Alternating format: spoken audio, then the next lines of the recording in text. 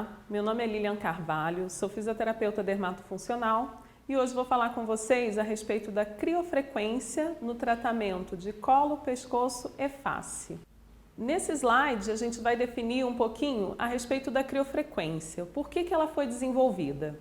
A criofrequência ela foi desenvolvida pensando no paciente inicialmente, para que ele tivesse conforto na prática da radiofrequência, que é o aquecimento de tecidos profundos. Então, como ela funciona? Aquecendo volumetricamente, enquanto os tecidos superficiais estão protegidos pelo resfriamento. Nesse outro slide, a gente tem a afirmação de que a quantidade de colágeno produzida, ela está relacionada com a intensidade, a potência utilizada no equipamento. Então, se eu tenho a possibilidade de resfriar a epiderme, eu consigo explorar potências maiores. Essa é a vantagem da criofrequência. A radiofrequência por si só já é um método que nos favorece resultados bem expressivos. Quando a gente migra para uma tecnologia mais avançada, no que se refere à criofrequência, a gente tem a possibilidade de explorar potências maiores, antecipando resultados e trazendo para o nosso cliente resultados bem mais expressivos. O meu objetivo é o aquecimento do tecido profundo. Então, como isso acontece? Isso acontece através da formação de ondas eletromagnéticas. Então, a partir do momento em que a gente aciona o pedal, são formadas ondas eletromagnéticas naquele ambiente e principalmente no quadrante que eu estou tratando, naquele tecido que eu vou abordar do meu paciente. Então, como funciona a radiofrequência, que é a tecnologia de base da criofrequência? Ela funciona da seguinte forma: o nosso objetivo final é a geração de calor. E esse calor ele é produzido a partir da formação de ondas eletromagnéticas. Essas ondas eletromagnéticas elas são formadas e através de uma ação de conversão de calor, ela aquece os tecidos profundos. E a gente vai discutir no próximo slide como funciona essa conversão de calor. A conversão do calor, ela se dá a partir de dois eventos, dois movimentos. O movimento iônico e o movimento de rotação. O movimento iônico ele é o seguinte: no nosso corpo existem moléculas e células que têm uma polaridade positiva ou negativa. Ao acionar o pedal e começar a estimular aquele quadrante no tecido do paciente, as moléculas serão estimuladas e se tornarão negativas e vice-versa. As negativas, com polaridade negativa, serão estimuladas a se tornarem positivas. E essa alternância de polaridade vai aquecer aquele tecido, vai produzir energia naquele tecido. E o movimento de rotação é quando a onda eletromagnética alcança moléculas ou células que são dipolares, ou seja, nelas existem duas polaridades. Ao acionar o pedal, ao atingir aquele tecido com as ondas eletromagnéticas, essas células serão agitadas. A gente vai estimular aquelas células e moléculas num movimento rotatório. Esse movimento vai produzir energia que culmina na geração de calor.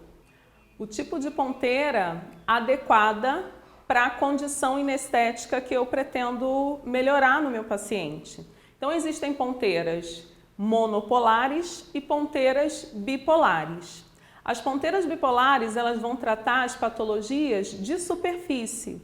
Todas as patologias de superfície, mais à frente eu vou nomear cada uma delas. As ponteiras monopolares, elas são utilizadas somente para tratamento em que o meu objetivo é quebrar gordura localizada. Aqui nessa gravura, o meu objetivo foi mostrar para vocês o comportamento de cada uma das ponteiras. Nesse caso, é uma ponteira monopolar. A ponteira monopolar, eu vou utilizar a ponteira no tecido do paciente e uma placa dispersiva que estará no corpo do paciente. E aí eu vou fechar o polo no corpo do paciente. Por isso aqui, o raio de ação, o acúmulo de ação dessa ponteira, o acúmulo de calor o ápice do calor gerado se dará num tecido mais profundo. Haja visto que essa ponteira ela é utilizada para que a gente trate gordura localizada na região subcutânea. Essa outra foto é uma ponteira bipolar em ação. Olhem só a diferença. O ápice do acúmulo de calor, de energia dela, se dará num tecido superficial. Por isso é que, nesse caso, eu só vou tratar as condições inestéticas de superfície, como, por exemplo, a flacidez. Para que eu delimite a área a ser tratada, eu preciso de duas coisas. Uma delas a gente já discutiu, que é a escolha adequada da ponteira que eu desejo utilizar, né? A outra é a escolha da frequência. Então, se eu desejo tratar superfície, eu preciso que a frequência utilizada seja uma frequência alta. Se eu desejo tratar tecidos profundos, eu preciso de uma frequência baixa. Sempre será inversamente proporcional. E no caso do equipamento que nós vamos utilizar hoje, o software dele já faz essa escolha por nós, ok? A periodicidade. Existem embasamentos científicos para as três práticas: a prática mensal, quinzenal e semanal. O que norteia as minhas práticas, né? Hoje, os mais recentes estudos científicos, eles dizem que nós podemos sim estimular um tecido com a radiofrequência semanalmente, uma vez que o ápice do processo inflamatório, ele se dará em 7 dias. Então, a gente já vai ter saído daquele ápice do processo inflamatório. Pode ser abordado.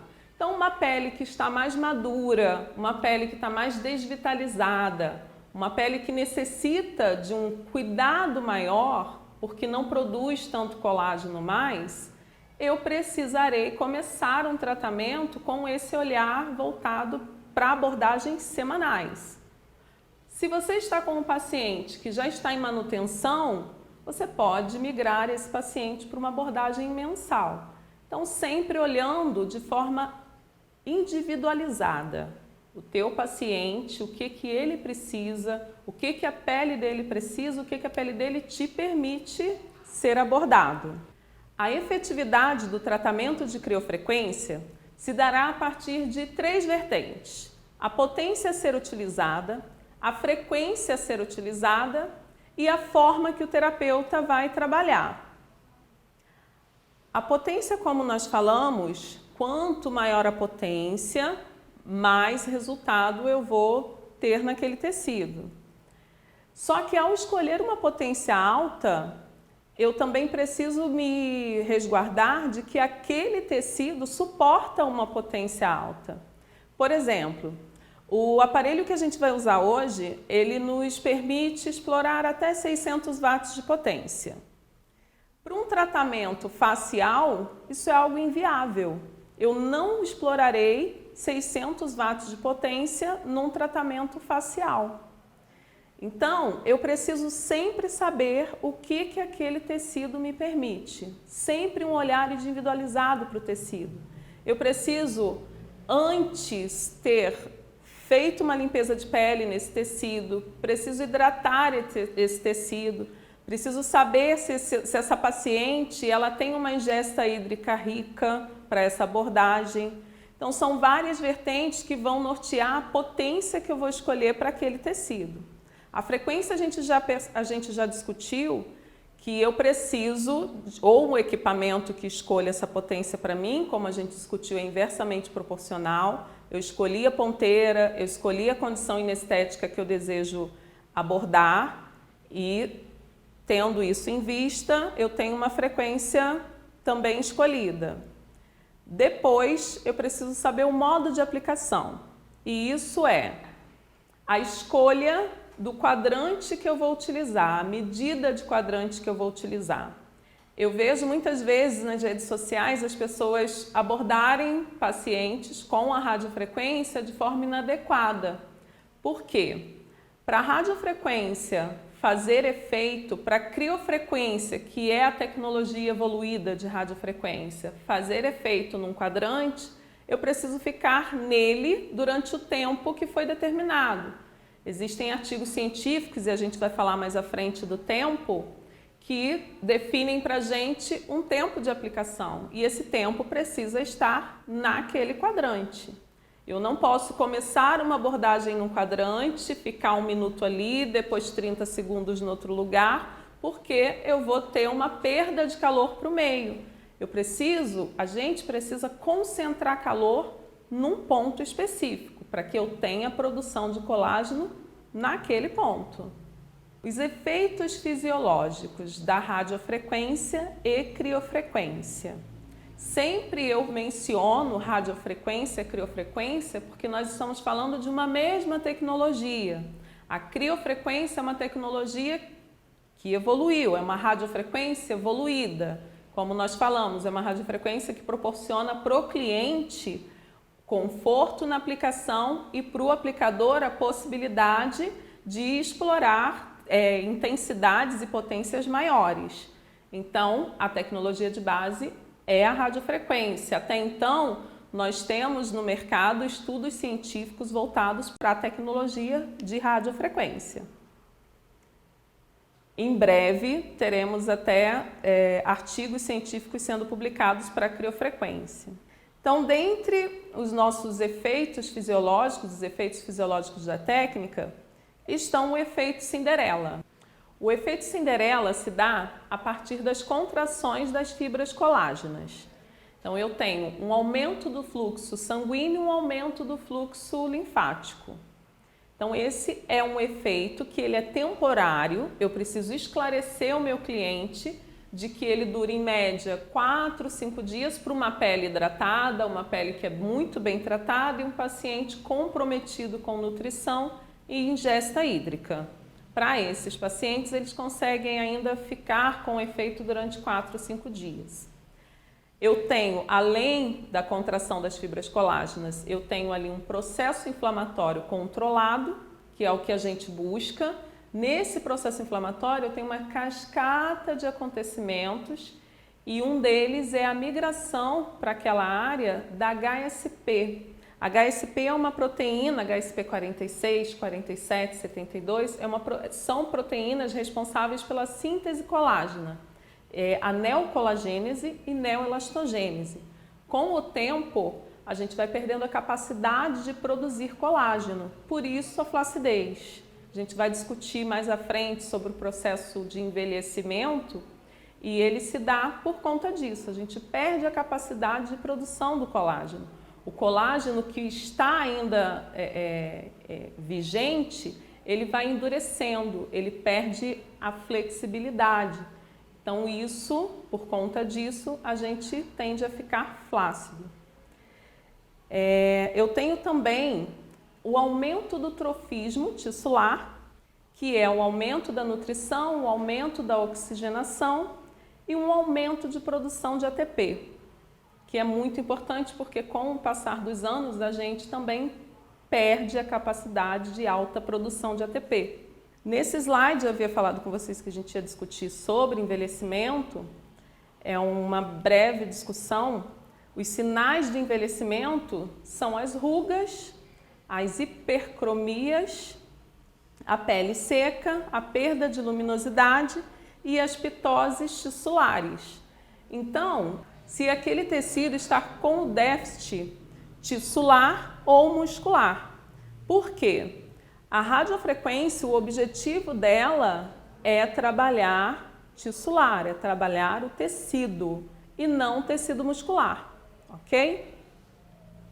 Então, como a gente já discutiu anteriormente, no processo de envelhecimento, o colágeno ele vai se tornando mais rígido, como eu disse para vocês. E há uma degeneração das fibras colágenas. Esse é o processo de envelhecimento. Com o tempo, a gente vai diminuindo também a troca de oxigenação do tecido e a pele vai se tornando cada vez mais desidratada. Então, com o passar dos anos, os cuidados com a reidratação, a gente tem que estar mais atentos a esses cuidados, ok? As indicações da criofrequência, entre as indicações da criofrequência estão flacidez cutânea, combate à flacidez cutânea, celulite, seja ela celulite flácida, celulite fibrosa, fibrose pós-cirúrgica, equimoses, pitoses mamárias, estética íntima, que é uma área que está em alta, né? Cicatrizes, e nisso a gente engloba as estrias, que eu também consigo um resultado bem interessante para a cicatriz. Na cicatriz, na abordagem de cicatriz, eu preciso estar atenta em identificar uma cicatriz hipertrófica, saber que uma cicatriz queloidiana não pode ser abordada de forma alguma, porque na cicatriz queloidiana eu tenho alta produção de colágeno e de forma desorganizada. Então, para esse tipo de patologia, eu não posso abordar com radiofrequência, com criofrequência, ok? E também temos a abordagem de combate à gordura localizada. Contraindicações. Dentre as contraindicações, nós temos algumas aqui, são as principais contraindicações, porém, o ideal é que você, a cada instante, ao se deparar com clientes, pacientes que tenham algum tipo de patologia que você não tem domínio, pesquise sobre a patologia e pesquise se o calor profundo não vai aumentar esse quadro patológico. Dentre elas estão aqui descritas as neoplasias, que são câncer, afecções cutâneas, são várias afecções cutâneas, tá? Doenças de colágeno, tal como eu falei do queloide. Marca-passos. Marca-passos é contraindicação absoluta tanto para o aplicador quanto para o paciente. Implantes metálicos. Se o paciente tiver certeza e convicção de que o implante é de titânio, existe um estudo que ele diz que o implante de titânio absorve só 10% do calor gerado. Gestação também é uma contraindicação absoluta para o aplicador e para o paciente. O uso de Rocutan é um medicamento que é muito usado em pacientes que têm acne, então é contraindicado. Distúrbio de sensibilidade, paciente febril ou com qualquer patologia aguda, ele chegou na tua sala com algum problema de saúde, o ideal é que ele volte para casa, se restabeleça e depois sim se submeta à técnica. Processos inflamatórios agudos, preenchimento com polimetil, doenças crônicas desestabilizadas, tal como hipertensão, que está desestabilizado, cardiopatia, que está desestabilizado, botox, ácido hialurônico. O botox e o ácido hialurônico não são contraindicações absolutas. No botox, por exemplo, o que vai acontecer é uma absorção aumentada. Então, esse paciente precisa ser informado se ele está realmente de acordo e sabendo que vai absorver mais rápido. Se esse botox durava ali 8 meses, vai durar uns 6 meses. E no caso do ácido hialurônico, dependendo do profissional que injete, que venha a injetar esse ácido hialurônico, talvez ele não queira que o paciente faça concomitante o uso da radiofrequência e criofrequência. Aí você precisa conversar, entrar em acordo com o paciente e com o profissional que está fazendo as aplicações de ácido hialurônico. Então, aqui nesse slide, a gente já discutiu que eu preciso preparar a pele, eu preciso que esse paciente se submeta a uma limpeza de pele, a hidratações, e aí o estudo do tecido, a anamnese, ela precisa ser individualizada, porque cada paciente, cada tecido, cada pele vai ter uma demanda. Então, se esse paciente vier para você, você faz uma limpeza de pele, faz algumas abordagens de hidratações e aí sim evoluiria para a abordagem de criofrequência. Existe um estudo científico no qual se comprovou que o uso de vitamina C e colágeno hidrolisado, concomitante à técnica de radiofrequência, gerou resultados bem mais expressivos.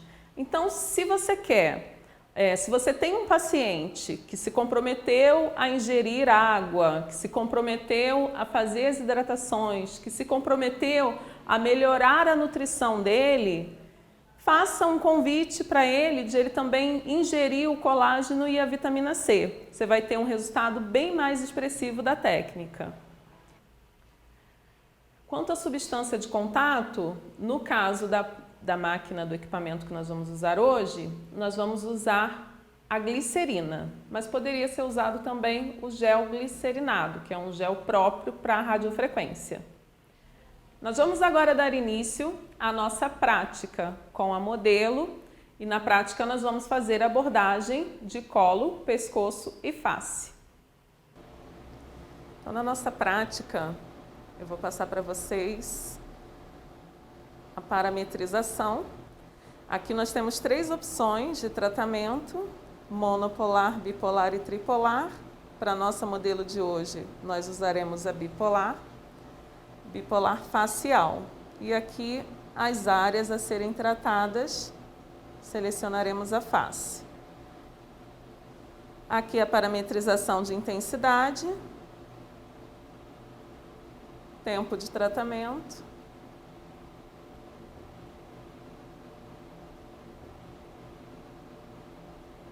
acionei a criofrequência. Vou dar o play. A pele dela eu já fiz asepsia, já está limpa. É uma pele que já foi preparada, já fizemos a limpeza de pele, já fizemos hidratação. Vamos usar a glicerina nas áreas que nós vamos abordar. E aqui aciono o pedal e vou ficar nesse quadrante abaixo dos olhos dela, que é onde a gente tem as linhas de expressão. Para esse quadrante, eu escolhi trabalhar durante 4 minutos e aí nós trocaremos o quadrante, vamos para outra área. Como nós vimos na teoria, é necessário a permanência no mesmo quadrante, em torno de 3 a 5 minutos, para que a gente consiga a síntese colágena. Então, na hora de aplicar, a gente vê como é mais fácil lidar com a criogenia de ponteira, tanto para o paciente quanto para o terapeuta. Ao final dos 4 minutos, nós vamos mudar e fazer a região nasogeniana.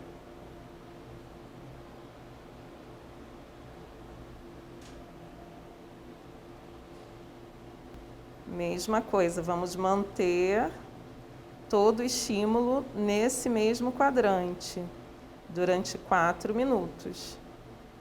Então, sempre que possível, na hora da aplicação, faça uma tração no tecido, isso facilita para que você não puxe o mesmo tecido de um lado para o outro.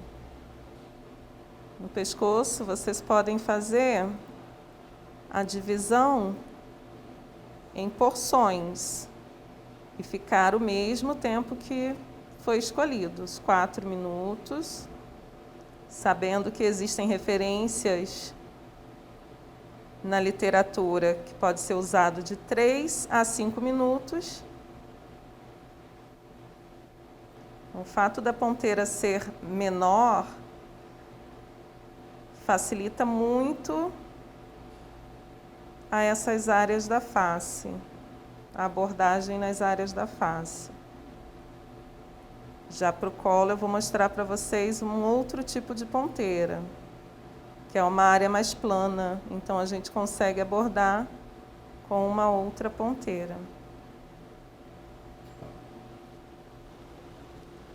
Nós já abordamos a face e o pescoço, e agora nós vamos mudar o manípulo para abordar o colo. Seleção da ponteira bipolar, face, intensidade,